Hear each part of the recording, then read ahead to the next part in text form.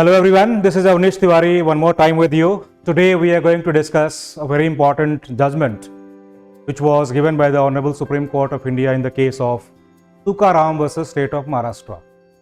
इस केस के अंदर हम लोग आज इस केस के फैक्ट्स को भी जानने की कोशिश करेंगे और इस केस के अंदर जो जजमेंट दिया था सुप्रीम कोर्ट ने उस जजमेंट को भी जानने की कोशिश करेंगे। लेकिन सबसे पहले इसके फैक्ट्स को अगर हम लोग जान लेंगे तो मुझे लगता है कि इसके जजमेंट को समझना बहुत ही आसान हो जाएगा। और फैक्ट्स बहुत ही इंटरेस्टिंग हैं क्योंकि कई बार हम लोग ऐसा करते हैं कि जुडिशरी की तैयारी करने के टाइम पे केसेस के फैक्ट्स को हम लोग इग्नोर करते हैं और वो ज़रूरत भी होती है उस टाइम की। लेकिन कई बार कुछ जजमेंट्स ऐसे होते हैं जिनको समझने के लिए अगर उस केस के फैक्ट्स को समझ लेंगे हम लोग तो जजमेंट बहुत ही ईजी हो जाएगा समझना। आओ देखते हैं कि इस केस के अंदर फैक्ट्स क्या आते हैं। This case is regarding the custodial rape. I think I should write that expression. Custodial rape. In this case, what happened was there is a minor girl and that girl is aged between 14 to 16 years. तो एक minor girl है और उसके parents नहीं है और उसका एक भाई है और दोनों एक्चुअली मजदूर हैं, दोनों काम करते हैं। और ये जो लड़की है जिसका नाम है मथुरा, एक लड़की है जो विक्टिम है इस केस की, उसका नाम है मथुरा। तो मथुरा नाम की जो लड़की है उसका एज है अराउंड 14 टू 16 ईयर्स के बीच में कहीं पे भी, और वो एक आदमी घर में काम करती है एक मेड के तौर पर। और वहाँ पे काम करते करते एक दूसरे लड़के के साथ उसका अफेयर हो जाता है and she eloped with that boy and that boy was Ashok. तो ये लड़की मथुरा और वो लड़का अशोक दोनों इलोप कर जाते हैं, वहां से एक साथ भाग जाते हैं। ठीक है, तो भागने के बाद, इलोप करने के बाद इस लड़की का जो भाई है उसने क्या किया, उसने पुलिस में कंप्लेंट कर दिया कि मेरे सिस्टर को किडनैपिंग कर लिया गया है, उसकी किडनैपिंग कर ली। ठीक है, तो पुलिस में कंप्लेंट करने के बाद पुलिस क्या करती है, पुलिस इन सभी लोगों को थाने में बुलाती है, जिसमें कि मथुरा को भी बुलाया गया, अशोक को भी बुलाया गया, लड़की के भाई को भी बुलाया गया। सभी लोग थाने के अंदर गए और कंप्लेंट करने के बाद इन लोगों को एक, जिस पुलिस कांस्टेबल ने इनके रिपोर्ट को, कंप्लेंट को वहाँ पर रिकॉर्ड किया, उसका नाम था भाऊराव। तो भाऊराव ने कहा कि आपने कंप्लेंट लिखवा दिया, अब आप लोग जा सकते। तो सभी लोग वहाँ से जाने लगे अपने अपने घर। लेकिन एक दूसरा कांस्टेबल वहीं पे था पुलिस स्टेशन के अंदर जिसका नाम था गणपत। तो गणपत नाम का जो कांस्टेबल था, पुलिस कांस्टेबल, उसने बोला कि बाकी सब लोग तो आप जाइए बाहर, लेकिन उस लड़की को उन्होंने थाने के अंदर रोक लिया, मथुरा नाम की लड़की। और उसके बाद उसके साथ उसने असॉल्ट भी किया और अल्टीमेटली उसके साथ उसने रेप भी कमिट कर दिया गणपत ने। और फिर गणपत के साथ ही एक दूसरा भी कांस्टेबल था जो कि हाईली इंटॉक्सिकेटेड स्टेट में था, उस टाइम पे नशे में था। तो उसने भी हालांकि इस लड़की को असॉल्ट तो फिजिकली किया ही, but he could not commit the offence of rape because he was unable to do that because of his high degree of intoxication. वो नशे की हालत में था तो वो रेप नहीं कर पाया उसके साथ, सेक्सुअल इंटरकोर्स नहीं कर पाया उसके साथ, लेकिन फिजिकली उसको उसने असॉल्ट किया। ओवरऑल जो पिक्चर है वो ये है कि इन दोनों लोगों के ऊपर अब FIR दर्ज हो गया और इन दोनों का ट्रायल चलने लगा कोर्ट के अंदर। और जो मेन जो इनके ऊपर चार्ज लगाया गया था वो था 376 IPC, मतलब कि कस्टोडियल रेप के लिए इन दोनों लोगों का ट्रायल शुरू हो गया। मतलब कि मैं रेप को मेन चार्ज इसलिए कह रहा हूँ कि उसमें 354 की भी चर्चा हुई है। तो अगर हम लोग 376 समझ जाएंगे तो 354 तो समझ में आ ही जाएगी बात है। तो 376 के रेफरेंस में ही इस केस की स्टडी हम लोग करेंगे आज, क्योंकि यहाँ पे एक डिस्कशन आने वाला है बीच में और उसका नाम है कंसेंट।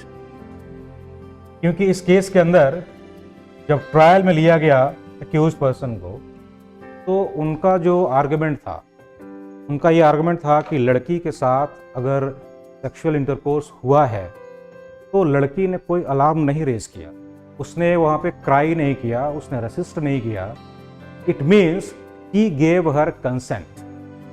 ठीक है, तो एक्यूज्ड के साइड से डिफेंस लॉयर ने यह दलील दिया कि लड़की का कंसेंट था इसके। अगर कंसेंट है तो ये रेप नहीं होगा। लेकिन सवाल ये है कि क्या एक 14 से 16 इयर्स की लड़की वैलिड कंसेंट दे सकती है? इशू नंबर 1 ये था। फिर दूसरा सवाल ये आता है कि क्या लड़की ने अगर रेसिस्ट नहीं किया उस टाइम पे, सेक्सुअल इंटरकोर्स करने के टाइम पे, तो क्या इसका मतलब ये हमेशा यही निकाला जाए कि हाँ उसने कंसेंट दे दिया? क्योंकि कंसेंट तो कई कारणों से आदमी दे सकता है, जैसे डर के मारे भी आदमी कंसेंट दे सकता है। तो खैर इन तमाम इश्यूज के ट्रायल के बाद भी सेशंस कोर्ट ने क्या बोला? सेशंस कोर्ट ने एक्यूज्ड को एक्विट कर दिया। और रीजनिंग क्या दिया? सेशंस कोर्ट ने बोला कि नहीं, क्योंकि लड़की ने रेसिस्टेंस नहीं किया है, उनका विरोध नहीं किया है, तो लड़की के बॉडी पे कोई फिजिकल इंजरी भी नहीं है, एट्सेट्रा। तो फिजिकल इंजरी का नहीं होना, लड़की का पैसिवली सबमिट कर देना, लड़की के द्वारा कोई अलार्म रेज नहीं करना, लड़की के द्वारा चिल्लाना नहीं होना, चिल्लाहट नहीं होना, एट्सेट्रा, इन रीजनिंग्स के बेसिस पे सेशंस कोर्ट ने क्या बोला कि ये जो एक्यूज्ड पर्सन्स हैं उन्होंने हालांकि सेक्सुअल इंटरकोर्स भले किया भी अगर है, लेकिन वो कंसेंट के तहत किया। ठीक है, तो कंसेंट को हालांकि मिसअंडरस्टैंड किया गया सेशंस कोर्ट के लेवल पे, लेकिन फिर भी उनका एक्विटल हो गया। ठीक है, उसके बाद मामला कहाँ जाएगा? उसके बाद मामला चला गया मुंबई हाई कोर्ट। तो बॉम्बे हाई कोर्ट ने हालांकि बहुत ही माइन्यूटली सभी प्रोविजंस को देखा और उनको समझा और उनको इस केस के फैक्ट्स के तहत अप्लाई करके भी देखा। तो बॉम्बे हाई कोर्ट की जो फाइंडिंग है उसमें बॉम्बे हाई कोर्ट क्या कह रहा है? बॉम्बे हाई कोर्ट ने कहा कि देखो 2 बातें हैं। पहली बात है रेजिस्टेंस की बात है, तो हो सकता है कि रेजिस्टेंस नहीं किया उस लड़की ने क्योंकि उस टाइम डर गई हो बहुत ज़्यादा, क्योंकि पुलिस ऑफिसर्स जो थे बहुत ही फिजिकली स्ट्रांग थे, डोमिनेटिंग पोजीशन में थे, और एक्चुअली वो जो प्लेस था वो थाना था, पुलिस स्टेशन था, तो वहाँ पे शायद लड़की इस डर के मारे रेसिस्ट नहीं कर पाई होगी, संभव है। हालांकि यही हुआ था एक्चुअली इस केस के अंदर। तो बॉम्बे हाई कोर्ट ने क्या बोला कि भले ही उसके बॉडी पे कोई फिजिकल इंजरी नहीं है, कोई बात नहीं, उसने रेसिस्ट नहीं किया है, कोई बात नहीं, उसने कोई अलार्म रेज नहीं किया है, कोई बात नहीं, लेकिन रेसिस्टेंस और पैसिव सबमिशन 2 एक्सप्रेशंस पकड़े किसने? बॉम्बे हाई कोर्ट ने। बॉम्बे हाई कोर्ट ने बोला कि there is a difference between resistance and passive submission and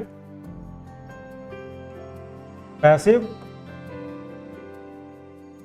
submission, and the Bombay High Court observed and held that it was just a passive submission because the girl was under the fear that if she will not submit then those accused persons will cause physical injury to her. लड़की ने डर के मारे surrender कर दिया कि हाँ कोई बात नहीं, रेप कर दो। ठीक है, लेकिन इसका मतलब ये नहीं है कि उसने कंसेंट दिया।